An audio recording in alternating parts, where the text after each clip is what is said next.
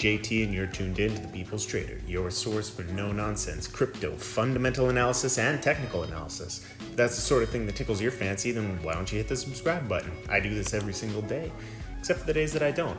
So in today's video, we're going to be taking a look, a zoomed out approach. We're really going to dive into the macro setting as to what is going on in the markets right now. One of the biggest factors that is on everybody's mind is the US election. So we're going to actually be looking at the performance of some index funds, specifically the S&P 500 and the NASDAQ. So taking a look at the S&P, we are going to zoom way out here, and we're going all the way back to November of 1996. So all of these lines here represent election days in the United States. So every 4 years there is a US election, and those seem to be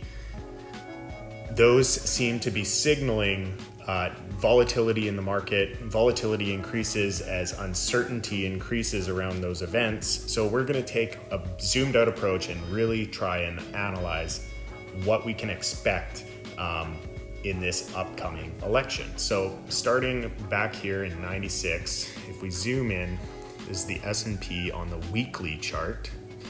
It wasn't much of a volatility event back then. So I'm not sure if it was just not an event that, maybe the election wasn't seen as a global financial event.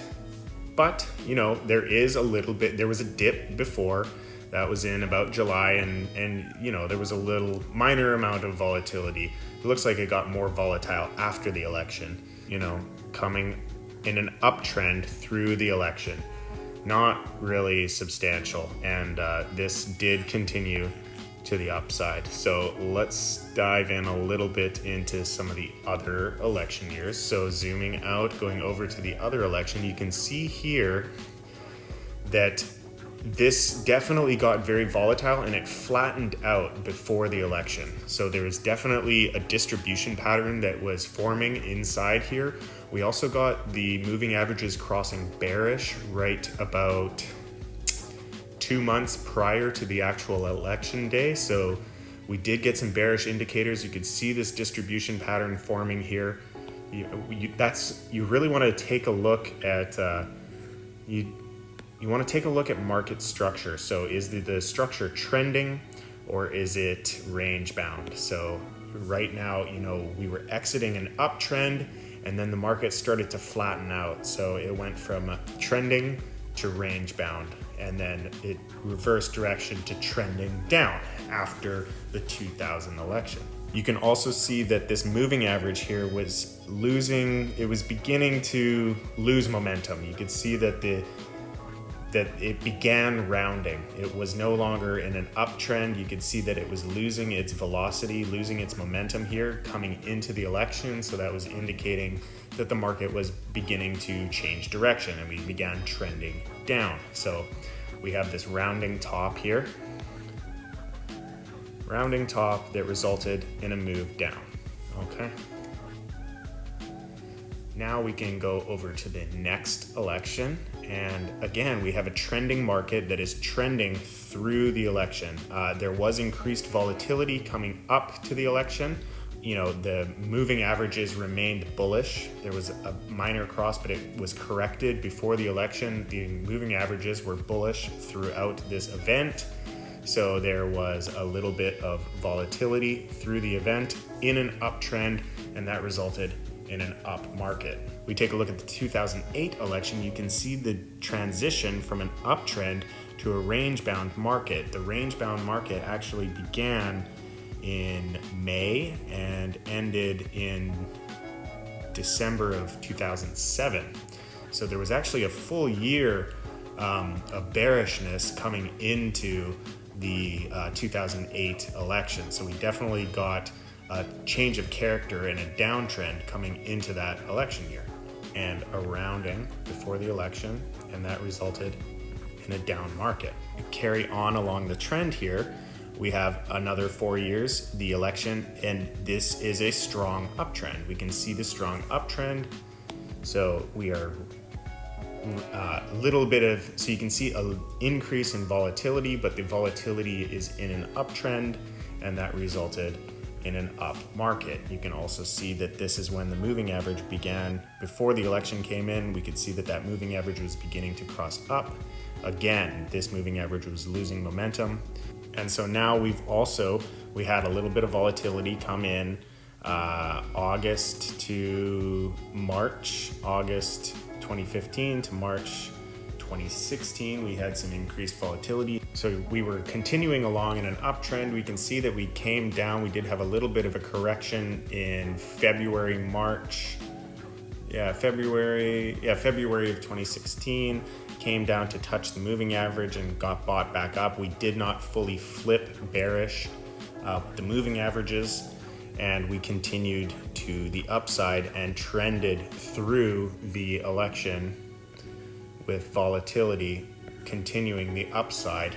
And then that brings us to today. So today, it does look, now we do have increased volatility. Increased volatility is a distinguishing factor that needs to be taken into consideration when looking for distribution patterns. We do have a low, and then we also have a lower low. Now this was the correction that happened back in March. So this was a significant event. This is showing that we have a low. Now, what's interesting is we do have a new high. So we had a high and a higher high. We do have a low and a lower low, but this could be indicating that we are beginning a larger distribution pattern. However, we still have strong momentum to the upside. You can see these moving averages here. They're pointed straight up. They're not ready to curl over anytime soon. If anything, they're actually curling up harder, proving that, this next 4 years could even end up being a parabolic move. We don't know, but, I'm going to have to assume that, this is a volatility event with an uptrend. We just have to ignore what happened in March to build upon that case, because I think that March was a bit of an overcorrection given the global uncertainty, and that continued to the upside. So the NASDAQ is a little bit more of a volatile asset. You can see it gets larger swings. Again, we have this curling over before election, resulting in downward momentum. Then we have a trending market going up, resulting in an upward market. Again, we have this curling over, down, trending up, up. And here we are again, volatility going through, up.